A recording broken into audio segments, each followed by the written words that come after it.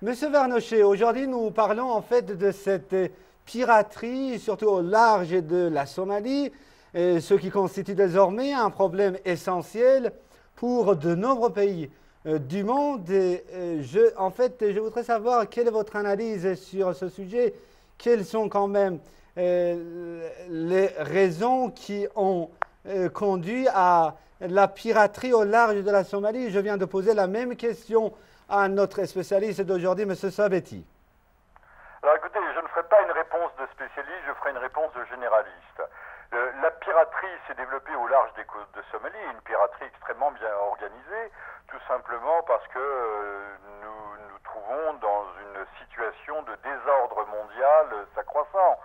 Il ne faut pas tant chercher les causes dans la situation intérieure de la Somalie elle-même. Bien sûr, la Somalie est aujourd'hui déstabilisée comme une partie de la Corne de l'Afrique, mais ce n'est pas d'hier.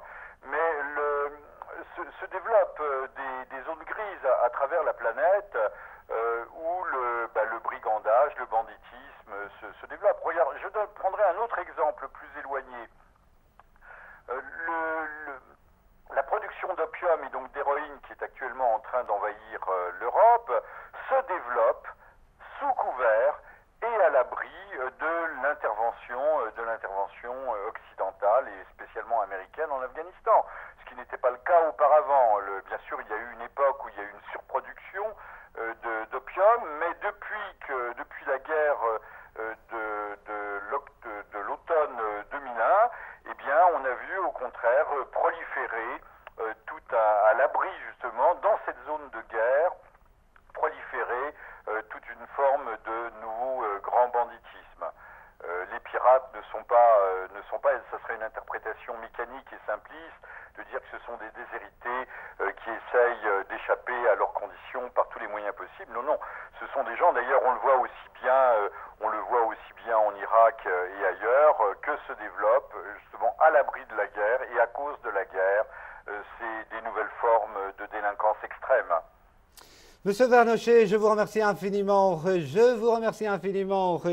D'être avec nous dans cette émission. Un mot à ajouter, c'est que le désordre s'ajoutant au désordre, la piraterie est quelque chose qui n'est pas tolérable parce qu'il faut maintenir, malgré tout, il y a une légalité internationale, qu'elle soit parfaite ou non, mais aujourd'hui les États ne pouvant pas trouver de réponse appropriée à la piraterie font appel à des mercenaires.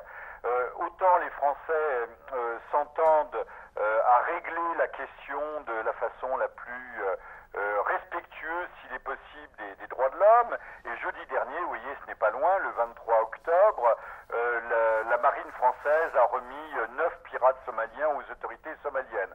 Donc il y a une volonté, par exemple, de la part de la France de rester dans la légalité internationale.